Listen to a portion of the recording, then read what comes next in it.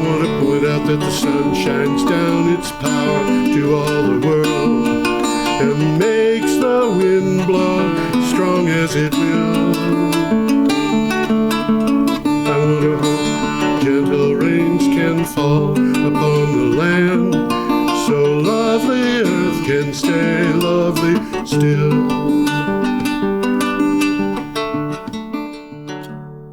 Hello, ladies and gentlemen. Welcome to the 480th edition of Energy Week with George Harvey and the always amazing Tom Fennell. And always in the flesh. Always in the flesh, except when he isn't.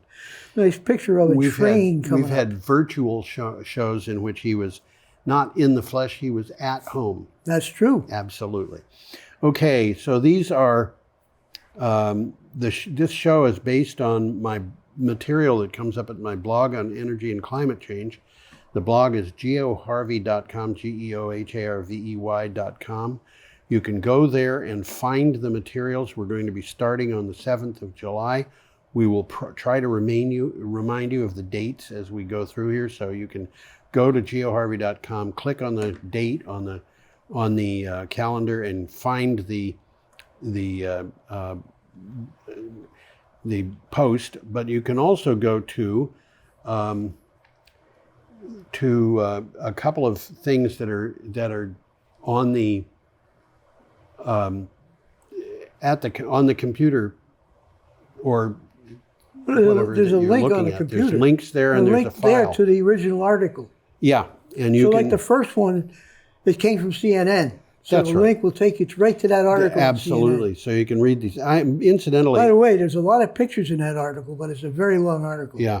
One of the things that I have to do with each of the items that I post is make sure that when a person gets to the website, they can actually click on that link and not hit a paywall. Aha, that's interesting. And the way that I do this, you can do that. That's right. The way that I do this, CNN, I know you're not going to hit a paywall. But the way that I do it with most sites is I actually load it on a different computer. Is that so? Yeah. And then you transfer it from one computer to the other? Well, in point of fact, I have two different ways to do that. One is easy and one is hard. So you do the hard way all the time? No.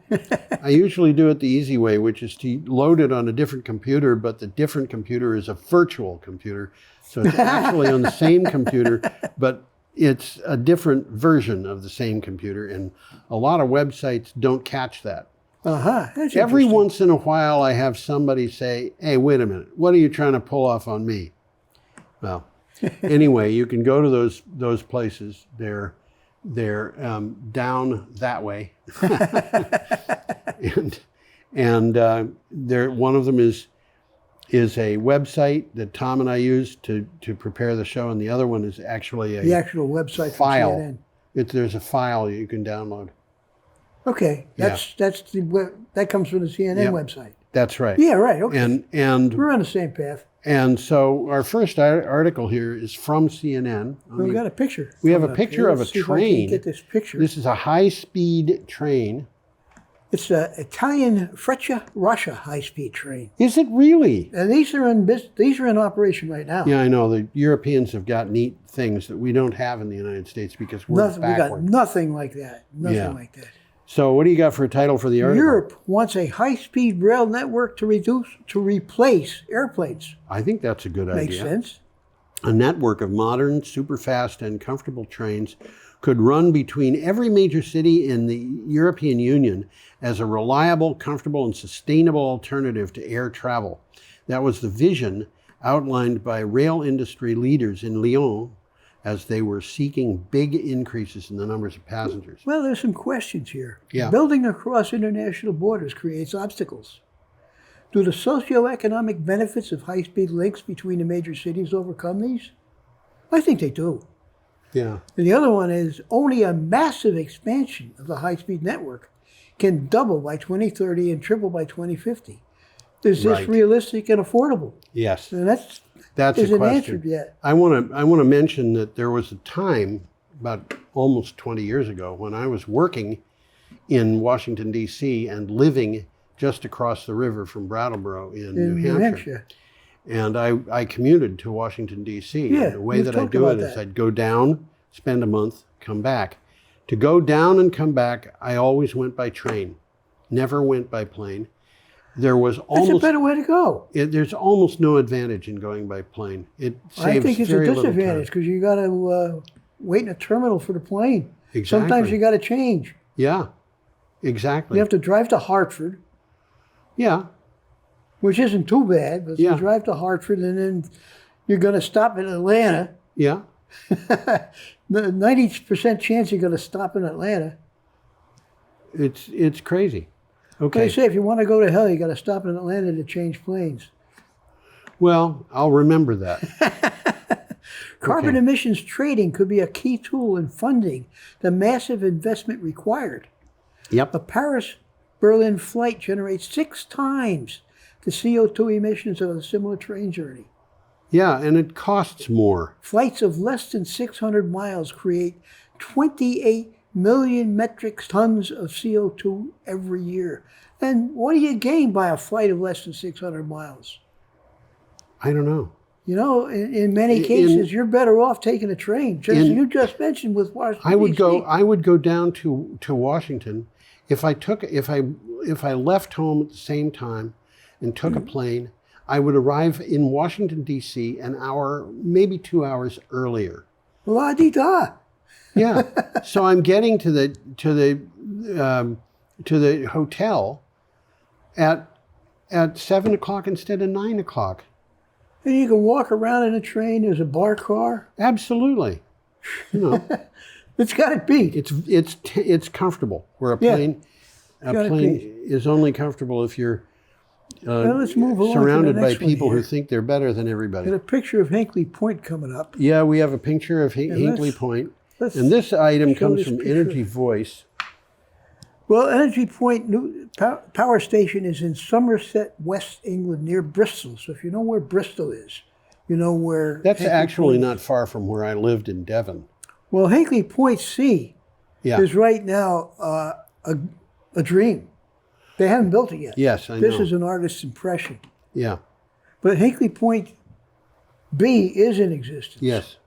France seeks to nationalize the nuclear giant EDF to ride out the energy crisis. Now that's interesting. The French government intends to nationalize its financially struggling nuclear giant, EDF, to help ride out Europe's worst energy crisis in a generation. EDF already 84% state-owned, so they're Almost there. They're almost there. Has been trying to deal with the high costs of nuclear energy for years. You would think that they'd figure out that there's better ways to do this. By the way, for what it's worth, EDF stands for Électricité de France. Yeah. French electricity, simple. EDF will need billions to build 6 to 14 planned new nuclear plants by 2050. Now, I have a question, Tom. Yeah. Does French electricity have things like flavored with truffles? Some of it does, yeah. Oh, okay. Thank you. Russia's invasion of the Ukraine is boosting the price that EDF has to pay. Yes. The new power stations, along with new wind, solar, and energy savings products, are part of France's plan to be carbon neutral by 2050. I think France is on what do they say? En route to reach that. Yeah. And they're taking it seriously. Okay. Our next item is from There's a very Renew. funny looking thing here. We do. And you know, those two masts look like they're leaning apart. They're not. I'm quite certain They're they not. are They're not vertical. leaning apart. It's just the This is- camera angle. Yeah. What I wondered was they didn't put 3 of them there. I wondered that too. I really did. They'd have to make the base a little bit A bigger. little bit bigger. Well, this is a floating base anyhow, Yeah. but it's anchored to the floor. It's Yeah. not touching the floor. Right. It's floating. Yeah. And they could have put a third one up there as easily as 2, I think. Yep. I would think so. Well, Hexacon Hexacon. secures the first ever CID. That's a contract for difference. I'll explain what that is. For UK floating wind. Hexacon's 32 megawatt twin hub has become the first floating wind project to land its contract for looking at. difference. That's right, in the UK, securing a strike price of 87 pounds and 30 pence per megawatt hour. Now that is about 9 cents, 10 cents, something like that I got per 10.4 kilowatt. cents, and that's not cheap. Yeah. No, it's not cheap. In the latest auction round, the project involves 2 turbines built on a single foundation off the coast of Cornwall. And for what it's worth, Cornwall is the southwesternmost part of Great Britain, of England. There's that little thing that's sticking out in the middle of nowhere. Right, where people speak funny. They do. They speak Cornish. When they speak English, they the Plymouth is down there. So that's Plymouth is in Devon. Well, it's in Cornwall. Plymouth? No. Plymouth is in Devon.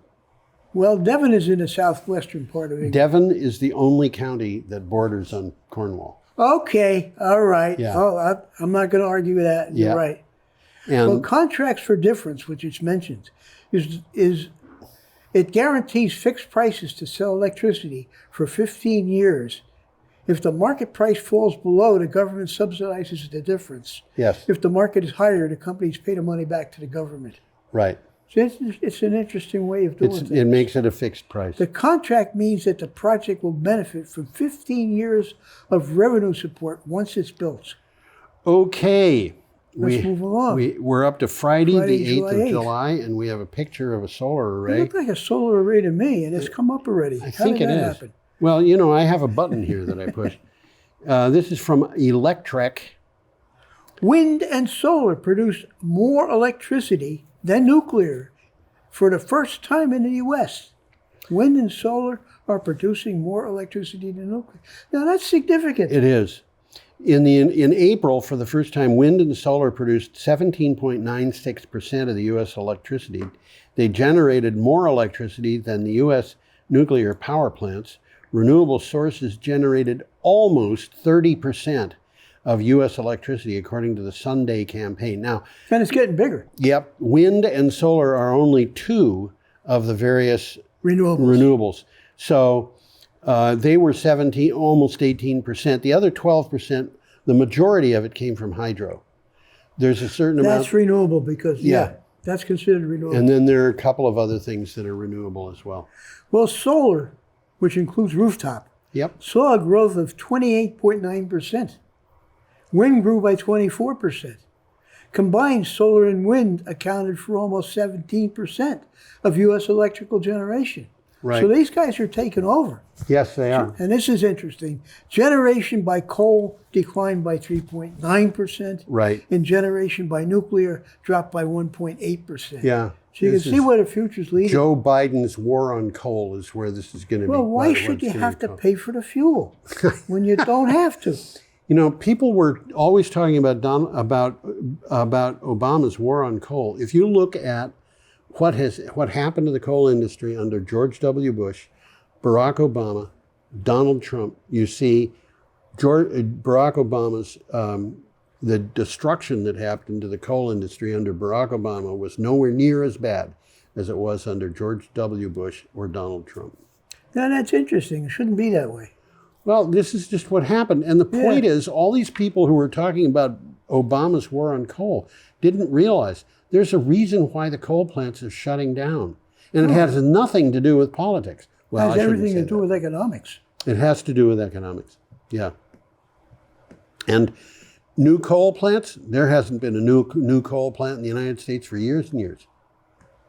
And the reason is because the economics are just horrible. Heading south on 95, just before you get into Connecticut, on the left side of the road, there's a small generating station. Yeah. It used to always have a bunch of coal cars and there. It stopped having coal. They don't exist anymore. Something else is powering that. The station's still there and it's still working. Yeah. But they're getting powered by something other than coal. Yeah. I don't know what exactly, but...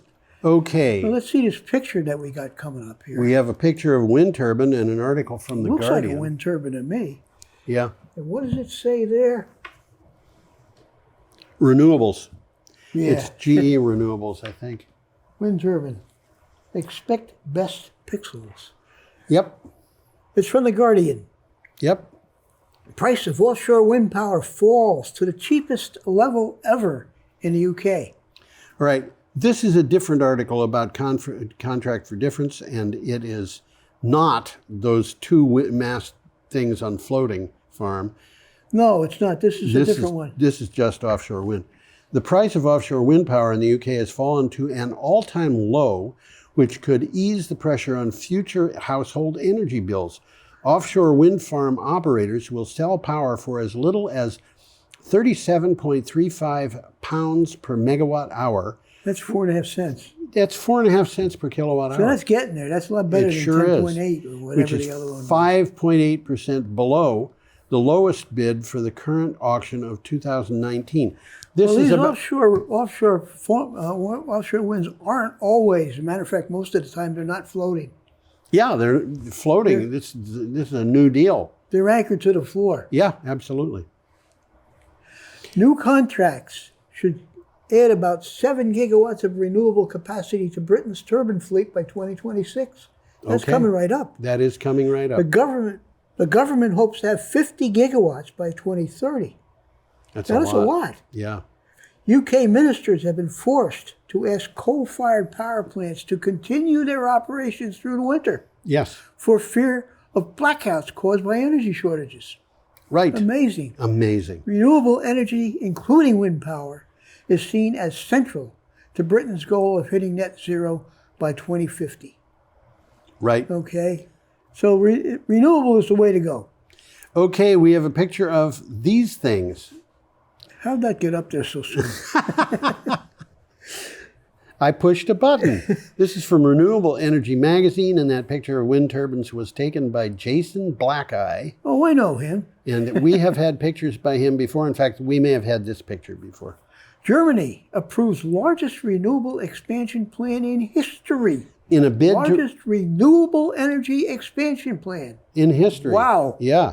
In a bid to reduce dependence on fossil fuels and reach climate targets, Germany approved what is seen as the largest renewable energy expansion in its history, with legal package passing the parliament. The plan is for 80%, that is 80% of renewable electricity, of the 80% of the electricity will be renewable by 2030. Well, there's about just 10 key elements that I'm not going to read here because they take too long. Yeah. In the first 6 months of 2022, renewables provided nearly half of Germany's electricity. So they can get there. Last week, the G7, the group of 7 nations, committed to decarbonated power sectors by 2035. You know, So everybody's getting on the bandwagon. yeah, and that means that Russia's not going to be able to sell any fossil fuels. Well, that's part of the plan, isn't it? I think that's where this war in the Ukraine came from. Vladimir Putin doesn't know how to do anything else, so he decided he was going to I think you're right. kill people. This one Who is cares? the, this picture that's coming up is the Sizewell B reactor dome. Yeah, we're up to Saturday, July Let's get a 9th. picture of that coming up. And this is from Sky News. Come And you know, on. that picture looks scary to me. It looks like that dome is glowing. It looks like a moon. It looks like the dome is glowing. Yeah, it does, doesn't it? And that dome is If made you look at it clearly, you can see the framework on Yeah, that you dome. can. And you Okay. can see the power plant there. Well, this is in Suffolk, West Indies, England. Yeah. And it is saying, and this is important, strong tides along the UK coast could create electricity for less than the cost of nuclear power. And these strong tides are very predictable, Absolutely. you know. Well, it says the tides along Britain's west coast could produce huge amounts of clean electricity. The tides are only second to Canada's, peaking in the Bristol Channel off the coast of North Wales, Yeah, northwestern New England. Absolutely. Northwestern England, not Yep. New England. And that was the part I was supposed to read. Yes, it is, isn't it? We don't, we don't have any Now, this is competition important going on. because it says tidal times are predictable far into the future. Oh, So yeah. the power would be more reliable than other sources such as wind and solar. Well, they know when the tide is coming. nuclear plants shut down unexpectedly. And when that happens, and you've got a big baseload power going down, the baseload power plant going down, and it produces havoc on the grid. Well, since you know the tidal times in Right. advance because Yeah. they happen the same time. Well, it isn't the same time every day, but it's known. They're It's well very known. predictably. Yeah. So the power would be more reliable. Yes. You would know exactly when the power's coming and how much it is. And there are two ways of capturing energy from the tides. One is anchoring small turbines in areas with rapid flow of seawater. Mm-hmm. And the other one is capturing energy from the tidal range, the difference in height between low and high change. And they're doing that in Nova Scotia. Yeah, it's like pumped storage, except that you don't have to pump it. So far, there's only one tidal range power plant in Europe. Turbines are built into a dam that stretches across an estuary. Interesting. Yep. Okay, our next item is from Politico. And let's get We that. have a the picture of a came up nuclear already. power How about plant. that? You're ahead of me. I try to stay ahead of you. You're succeeding. Is nuclear sustainable? Read the label. Yeah, right. The European Union decided that nuclear power is sustainable, but it's getting some major pushback from scientists, sustainable investor groups, that's important, and the finance advisors of the European Commission itself.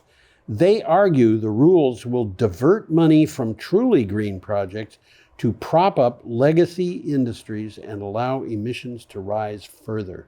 I think they're right. I think they're absolutely right. Countries heavily reliant on coal and oil for electricity will be able to replace them with less polluting gas-fired plants through 2030. That's okay. And advertise the switch as sustainable. Right. As long as the plants switch to a clean burning fuel like hydrogen by 2035, Right. and respect a 20-year cap on greenhouse gas emissions. This is this is not gobbledygook. What is it? Double talk. Yeah, well, Existing nuclear plants which produce CO2-free electricity will also get to be called climate friendly if the operators draw up safety plans showing where their radioactive waste will be permanently stored. Now that's going to be tough. And if they switch to so-called accident-tolerant fuels, I don't know what they even are. it's gobbledygook. It really is. It's gobbledygook. Yes, I think you're right. What it is. Okay. If Let's you move don't along. mind, we're going to move to the next You got a item. nice This picture coming up is, here. Let's I get think, that picture. possibly one of the most important articles. I mentioned it last week. Well, if you look carefully, you can see their solar panels. Yes, but the article is about the Supreme Court. Supreme Court of the U.S. called SCOTUS. EPA ruling will not stop plans for public power decarbonization. Public power decarbonization. That's interesting. Yeah. This is from Fitch Ratings. Now, public power is not what we get here in Vermont. I suppose it's true. No, it's privately owned. This is from Fitch Ratings, and Fitch Ratings is a financial advisor. Okay. So take this in that manner. The recent ruling of the Supreme Court that limits the EPA's authority to cap greenhouse gas emissions will not materially affect public power utilities' credit quality or move away from fossil fuels. This is according to Fitch Ratings. Any benefits for fossil fuels companies will be short-lived. Reedsboro's got a public power utility. Okay. And there's some in upstate Vermont. Yeah. But they're rare in Vermont. Well, but the point here is that a lot across the United States, there's a lot of utilities. Oh, in some states, public power is it. Is it? I mean, this happened because private power wasn't going to enter these states because there weren't enough people. When the people, the Attorney General or whoever it was, I think it was probably the Attorney General of West Virginia, decided to sue the EPA in the piece that went to the Supreme Court. I don't know if they expected they were going to have any positive result out of that or not. I just don't know. But Fitch Ratings says, sorry, it's not going to help you. Well, this decision may slow decarbonization, but it will not reverse the transition toward renewable energy and lower carbon emitting strategies. And it won't slow And it. that's what we talk very about much. that every week. Yes. Sustained high prices could steer utilities to accelerate the addition of renewable resources. Absolutely. Right. And the Biden administration has a goal of 100% clean energy economy. 100% clean energy economy. Right. I don't know that they're going to meet that goal, but that's what they're saying. Yep. Let's Okay, move on. we're up to Sunday, July 10th. All day. And we have Got an another item picture from here. CNN. This Oh, the picture particular came up picture. already. Yeah, that's the National Petroleum Reserve in Alaska. And the idea that that is going to be used for petroleum is just bonkers as far as I'm concerned. Those are lakes of water, Those are lakes of water and streams. This is and the they're streams of water, obviously. very delicate environment. It's all tundra. It's all tundra and it's very wet, and it's an ecological You can't system. build in it. Not unless you want to put up an oil rig. Yeah, you can't build a house in it. No, you It'll cannot. sink into the ground. It'll sink into the ground. There's very Well, little you can the do. Biden administration takes a key step in controversial Alaska oil drilling project, angering environmental groups. Yeah, the U.S. Well, I can see why they're angry. Yeah, I can too. The U.S. Department of Interior released a draft environmental impact statement for ConocoPhillips oil drilling project known as Willow. The statement is not a final decision, but is an important step toward developing oil wells in Well, northern we've Alaska. talked about this, matter of fact, several times.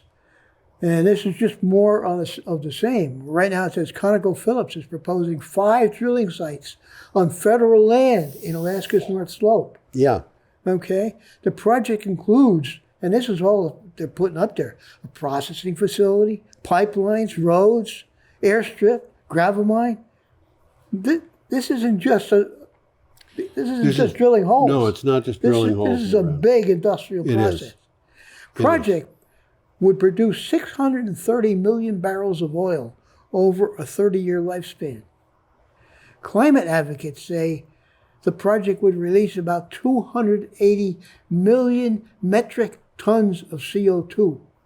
The CO2 doesn't weigh very much. A ton of CO2 is a lot of CO2. It's a lot of CO2. Environmental groups say it would destroy Biden's goals of slashing U.S. greenhouse gas emissions in half by the end of the decade. And it would accelerate the pace of climate change. Yes. So this is not good news. No, it's not good news, and I cannot think of a single good reason to do it. Money. It has to do, I think, It's got to be money. with appeasing Got to be money. political people. Yeah. Huh? Appeasing Well, political people. you make money off something like that, you share it. Yeah. You know, and how do you share it? Well, you donate it to their reelection Yes, campaign. well. Okay, our next item is from Clean Technica. It is that. We have a picture got a of the picture. NREL Flatirons Let's campus. see if I can't get that picture up. What a good And idea. it says it's 2/28 on Thursday the 14th. I wonder why it was telling me that. I don't know. That is, as you just said, the NREL's Flatirons campus. Yeah. And it's, I moved the mouse and the time comes up again. How inflation, let's see, is it this one? Yeah, it's this one. How inflation could be cut by FERC and renewable energy doubled. Yes, inflation can be cut by the Federal Energy Regulatory Commission, and renewable energy doubled in the same move. Inflation is one of the chief financial challenges in America.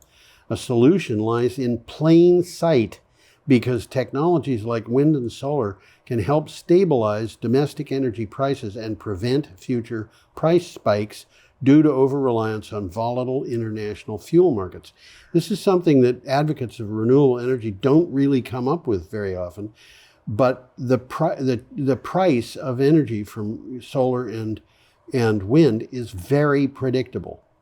It's going down. Well, it's going down, but even if it didn't go down, It's still very predictable. it's very predictable, and it happens to be the cheapest energy we've got, even when it's coupled with batteries. Well, this is interesting. I'm going to put me up here. You're going to put me up? Me. Oh, put you. Yeah, do that. Key indications point to energy prices as a principal driver of the increased cost of living. Yeah. Okay, federal incentives for renewables could bring down utility bills by $5 billion a year. Okay. Well, let's see. We got more here. Do you have more to say? Well, I think I got a lot here. I got a lot Okay. here. I'll say one more thing. Massive Okay. amounts of solar, wind, and storage are awaiting construction once they can procure transmission capacity to bring the electricity to market. Right. Okay? It currently averages 3.5 years for that. Okay? More than 1,000 gigawatts. That's a lot of generation. And 400 gigawatts of storage are currently being delayed. Man, that's a lot. That's a lot. That is a huge amount. There's Okay. so much I want to move on. We have a picture here of rammed earth buildings Well, in let Yemen. me see if I can't get that picture up. There There you it go. is. It almost looks like office buildings someplace, doesn't it? That's very interesting. And these are These things are old. made out of mud. Yeah, they're old buildings that Very were made old. out of mud. It's an interesting article. Very interesting Yes, article. it is. From the BBC. I've known people, by the way, who've used this in the United States to make their own houses. Have you? Yeah. That's interesting. Well, the article is called The Sustainable Cities Made from Mud, and it comes from the BBC, and it's an interesting article. It's from the BBC, yeah. Mud buildings are remarkably good at keeping us cool in the summer and warm in the winter. That sounds like something we'd pay for, doesn't it? I think it does. Yeah. It'd be nice. It's natural air conditioning. Yep, and withstanding extreme weather. In the search for more sustainable buildings, architects are returning to the age-old construction method. Mud could be the perfect sustainable alternative to concrete. Well, in Yemen's ancient walled city of Sana'a, that's it is. It's Sana'a. Well, fine.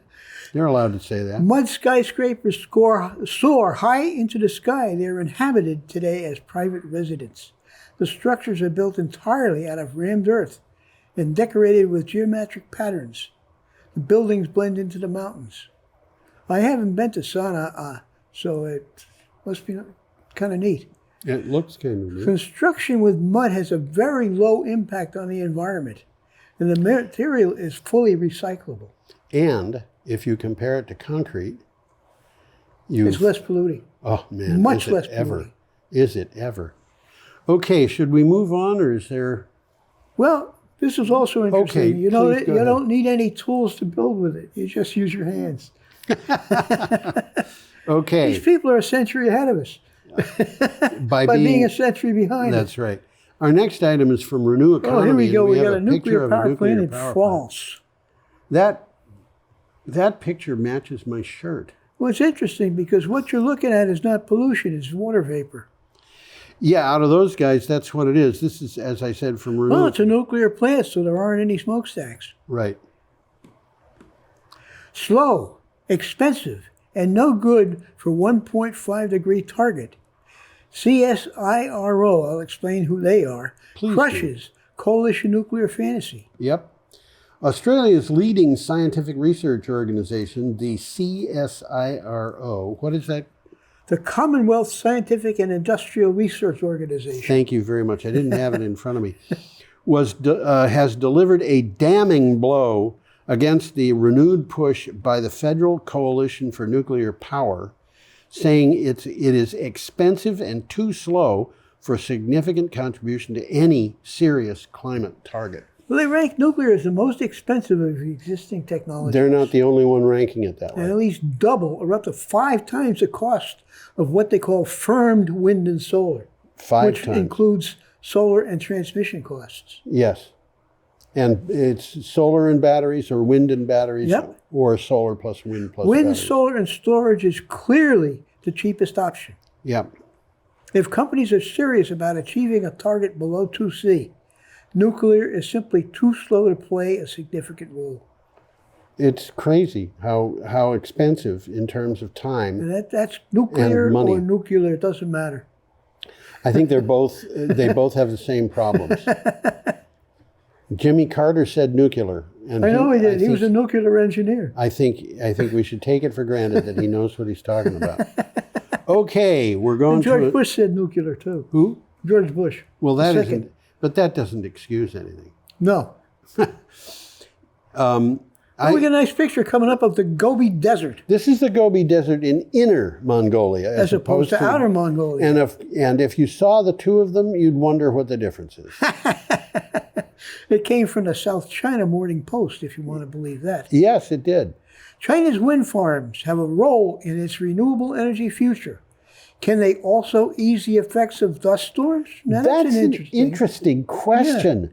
Oh man, in spring, northwest winds carry large amounts of sand from the Gobi Desert, and it doesn't matter whether it's coming from Inner Mongolia or Outer Mongolia. It's sandy. It just comes from the Gobi Desert, which is in both places, covering China's north with yellow dust and sand. The Great Green Wall was created to mitigate this. Some believe wind farms can help also. Well, China has the largest wind power capacity in the world. Yes, it does. And many of the turbines are in the Gobi Desert. Right. So they're trying to figure out if these turbines help in dispersing this yellow dust that's in the atmosphere. Well, what they do is they actually slow the wind down. Yeah. And that means some believe, this is from the article, China's massive wind farms can play a similar role in mitigating the effects of dust storms. Yeah.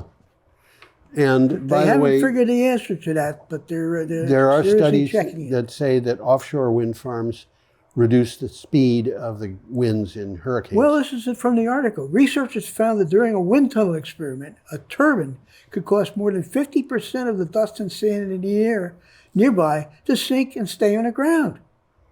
And they want to see if turbines can do the same thing in the desert. In the desert. That would make sense. That would make a lot of sense. Make a lot of sense. This is something that could produce a lot of benefits. Let's move along. We got an electric loader coming up. I think that is an artist rendering. I don't think that actually was in a mine. It'd be hard to take that picture, but not impossible. Yeah, you'd have to have some pretty strange lighting. Yeah, it'd be pretty hard to do that. Anyway, this comes from Clean Technica. I mean, you can see the light from the headlights, but how do you light up the yellow part without lighting up the tires from the flash gun? I don't know. You know, something like that. So I think you're right. Glencore, which is a company, places an order for battery-powered mining vehicles. It's about time.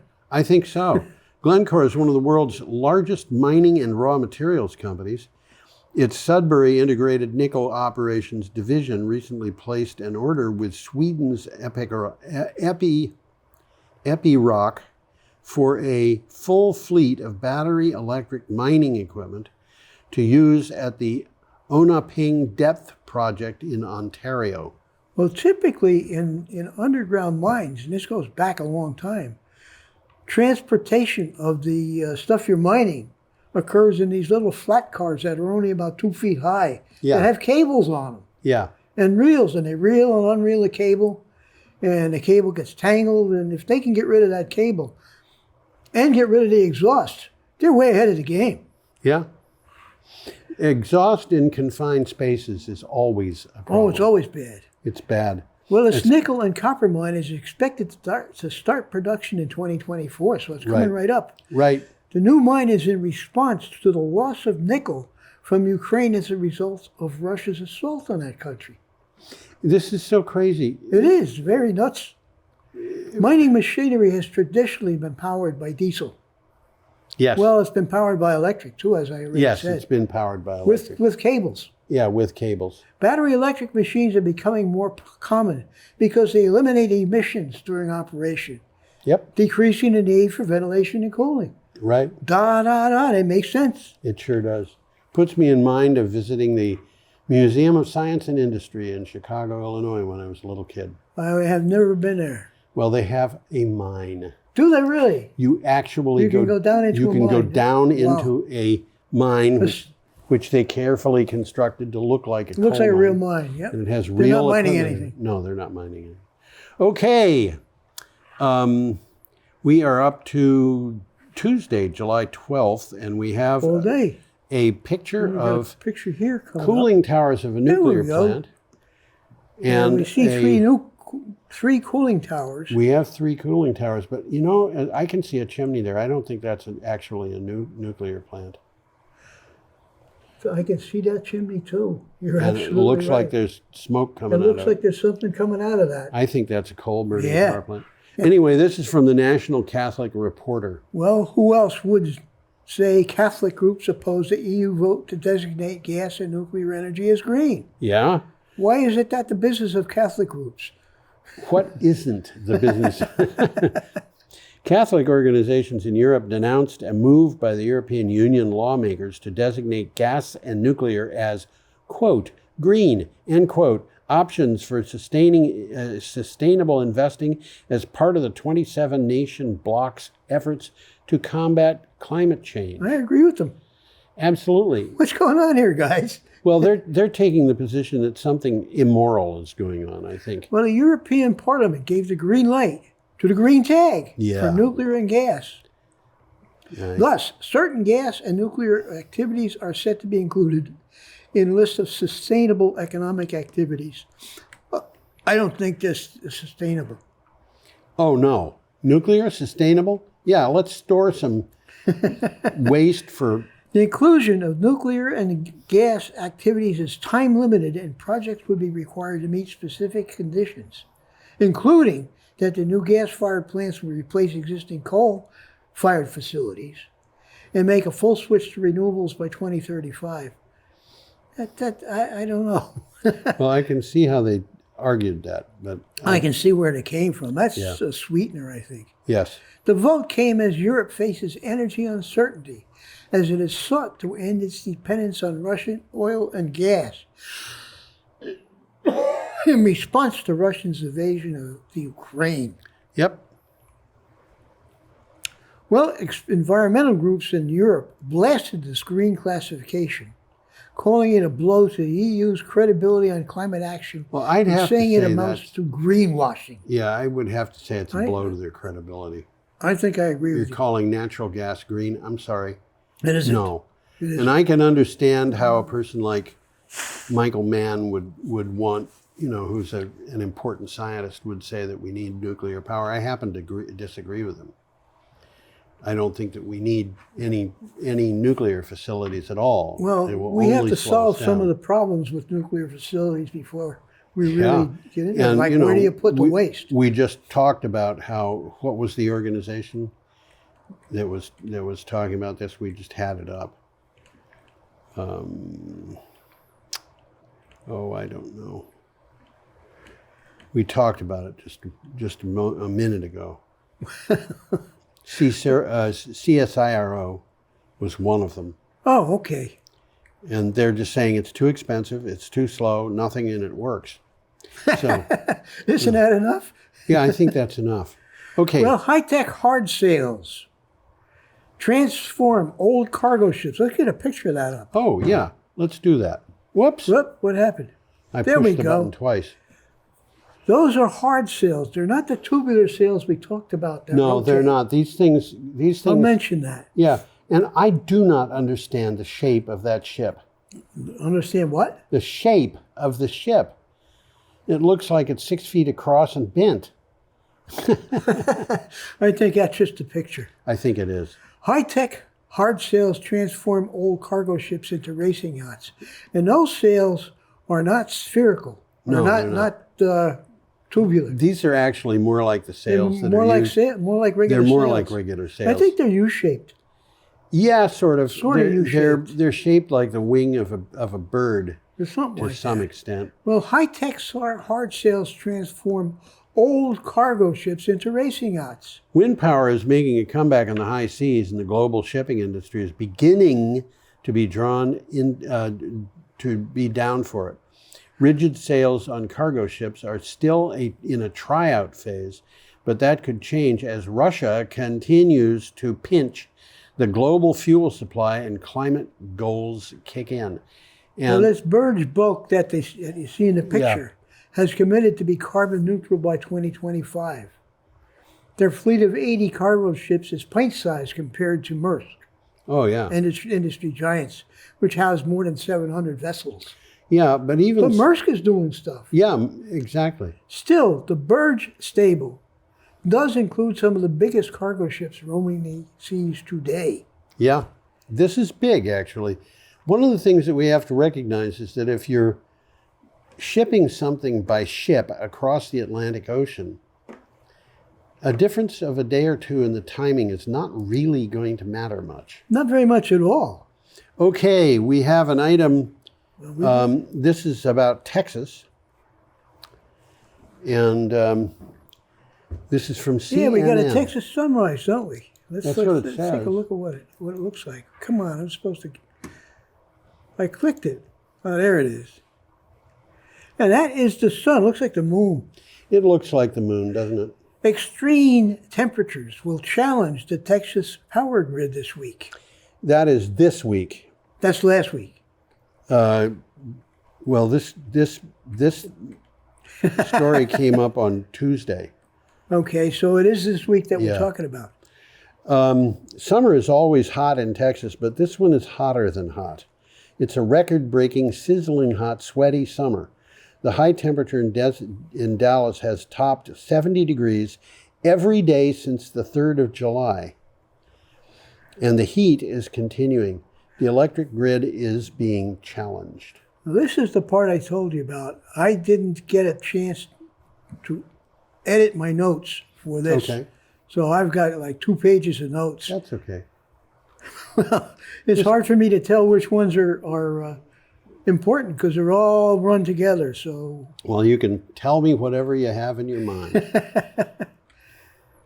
like, it's hard really to tell. Extreme temperatures will challenge the Texas power grid this week. That's what it says. That's the title. I'm seeing in the news 2 things. One of them is renewable energy is going to save us. Oh, absolutely. And the other one is renewable energy is causing all the trouble. Oh? Yeah. Renewable energy is putting the coal-burning power plants and so forth out of business. Which is costing somebody some money. It's costing somebody some money, but they're claiming that if those plants were operating, they'd have lots of electricity to run their AC. Now, there's one... That's nonsense. I was going to say there's one minor detail with this that really doesn't make sense, and that is when it gets hot the way that it is, the coal-burning power plants and the nuclear plants very often have to shut down. Yeah, that's true. When it's very hot. Also Absolutely. in droughts, this is not something that, and the wind farms will just keep going, and the solar farms will just keep going. So there you have it, Tom. Well, we got one more coming up, and again, I don't have good notes for this, but I got This the is title. for Wednesday? Developing nations now have a scientific basis for legal action against the U.S., China for climate damages. This is from CNN. There's a good 4-minute video in this. Yeah. At and CNN. What this talks about is, well, let me read the synopsis. In a Dartmouth College study, you can blame those guys at Dartmouth, they're a bunch of socialists. Researchers put dollar figures on economic harm caused by countries with the most responsible for the climate crisis. The data could serve as a starting point for legal action against the world's wealthiest nations. This could be a can of worms. When I said they're socialists, I was just kidding. This could be a can of worms. This could be a big can of worms, but you know what, Tom? As I read this, I saw there's an opportunity here. Okay. What they're going to say is that we as a country owe many, many, many billions of dollars. That's exactly what they're saying, and we do. Why don't we build some factories that make the components necessary, the solar panels and things like that, and manufacture kits that we can just give to everybody in the world who needs them? And just say, okay, we are going to, what we're cutting off is the Chinese. Yeah. We're going to give you what we thing, recognize we owe you so that you don't have to spend money on electric power, and we're going to just ship it to you and give it to everybody who doesn't have electric power. Well, this is more serious than a lot of people think of. I know. They're not serious for Europe, but they're certainly serious for countries like Bangladesh that are below sea level half the time. And Sri Lanka, which has got no money to pay its bills. Yeah. Burundi, where an average income is something like $750 a year, I was thinking I should move to Burundi. I could live on Social Security like a king in Burundi. Man. Well, we are up, I think, now to the last item we're going to talk about. No, we've got two more. We've got two. Geothermal district heating. Geothermal district heating. I'll put that up. This is from Clean Technica. And Yeah, we got two. We got two. do you have a title for this? Yeah, but I got to go back a second. Okay.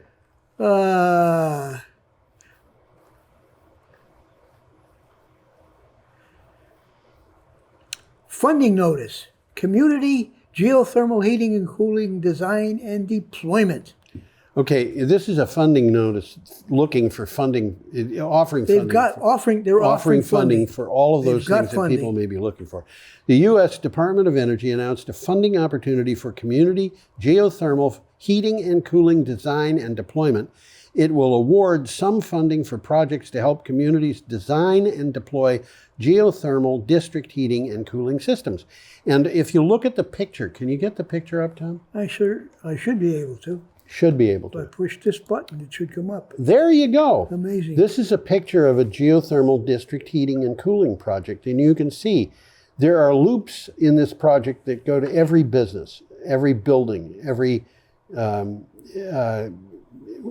building that's on there. And then on the far left side, there are loops that go way down underground. Way down. And what they do is they pick up a certain amount of heat from the ground, and they conduct that heat to the building. Well, if you go down far enough, it's hot down there. Yeah, but you don't even have to go down to a point you don't where have it's to. hot. But if you go down anywhere, eventually you're going to reach hot. That's right, but you don't need hot because you can use... What about Brattleboro? Has Brattleboro got hot water within close proximity of the surface? I don't know. You don't know. I don't know either. No, but the thing is... It would make sense to have something like this downtown. I would think so. All you have to do is have a geology that makes sense for it, because you've got to be able to dissipate. You've got to have the hot water. You've got to, well, you don't need hot water underground to do this. You can use a heat pump to take cool water and make it hot. Make it hot. But it's, Okay. If you're, this is something which is just incredibly efficient at delivering heat into places. It's unaffected by weather. It doesn't pollute anything. Huh? And it doesn't pollute anything. Yeah, it's unaffected by weather. You're better off having the underground pipes delivering delivering something that is closer to room temperature. That would make sense for some place like downtown Brattleboro. Yeah, and you can use this for air It conditioning. wouldn't make also. sense for Mount Snow. Probably not. Everything's distributed up around there. Well, very close to the mountain, it's close together. Yeah. But between Mount Snow and Wilmington, there's about 20 miles of no man's land. Yeah, you know, we could have heated Brattleboro and waste heat from Mount Yankee, except that you would have had to put in pipelines the whole way that would distribute that heat. I talked to a guy. I don't think that's too expensive to do. People would object also. They go right down the middle of the highway. Yeah, people would object. They object to everything. And you know, my position on that, I was very much against nuclear power, but my position was, it's there. You know, the heat is there. The heat is not polluted with nuclear radiation. It's what you're using to make the heat. That's right. That's the pollutant. And in any case, what they're doing is they're dumping the heat into the atmosphere or into the river. So the heat is polluting. The heat is polluting the river. Yeah. But if you pump it to Brattleboro, it's not going to be heating. Okay. It would make sense in a place like downtown Brattleboro. Should we move on to our last item? Should. This is a picture of Solar Sal. Solar Sal. We actually had a story about Solar Sal. Did you? Yeah. I think it was probably about 5 years ago. I didn't think it was 5 years old that they had one. Solar Sal was a boat that was put out on the canals in New York State. You're looking at it. No, this was 5 years ago. There was a boat called Solar Sal, which didn't look like this. Didn't look like that. It was close to this, but it wasn't identical. And it was running on the canals in New York State. The New York State Barge Canal? Yeah, and the company, well, let's read this, and then what do you have for a title? You want me to read it? I think I got it here. Solar cell electric boat cruises all day on nothing but sunshine. Yep. The Solar Cell 24 electric boat can cruise all day on sunshine alone. Sure, it has batteries on board that can be used to power the boat after dark, but by careful attention to the natural world, 10 people can enjoy a day on the water and never burn a drop of fuel or stop to recharge. Well, 10 people on that boat are a little bit cramped. Well, they might Not be. Not totally cramped, but a little bit. The old one was a boat that was related to this one. Let me put it that way. It was put together by a person. I don't remember the story. But I think that the people who put this boat together, Solar Cell is not a boat anymore. It is a company. That's correct. Well, Solar Cell, this boat, is the brainchild of David Borton, who was a physicist and retired professor at RPI, which is my alma mater, who was focused on solar power from its early beginnings. And his company is called Sustainable Energy Systems, and it's focusing on solar power. Right. And he's now made solar cell boats a division of that business. Right. Okay. Which I think is very cool. Yeah. Yeah. And there's another guy involved, Arthur Payne, who we went to grade school with or something like that, of Maine boats, I think made this boat. Huh. Okay. So this is all interbred here. Yeah.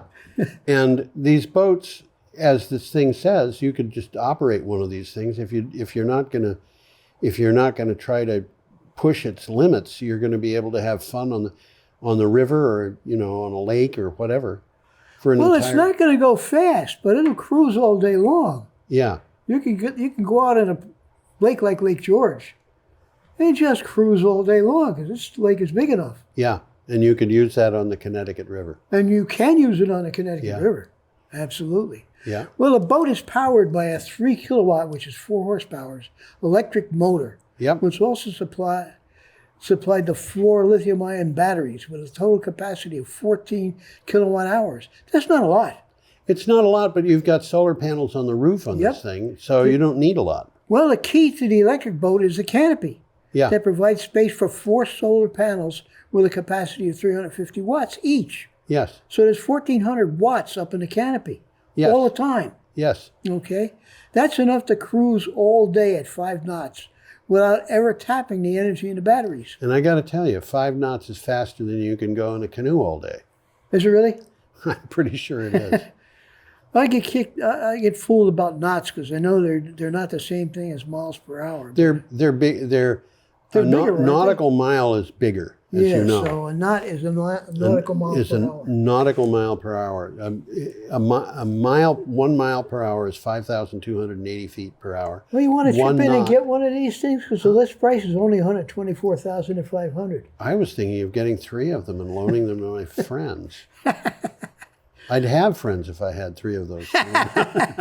You'd have friends coming out your ears. I think I would. Why would you want one? That's what the article said. Well, I'm not going to get into there's an old saying, which is the 2 best days in a man's life are the day he gets his boat and when he sells it. and the day he sells it. It's time for us to go, Tom. We are telling everybody, Well, you want to know why they call it they call it Sal? Why? The Erie Canal. Yep. 15 miles on the Erie Canal. She's a good old worker and a good old pal. That's right. And her name is Sal. Her name is Sal, that's right. She's a mule, by the way.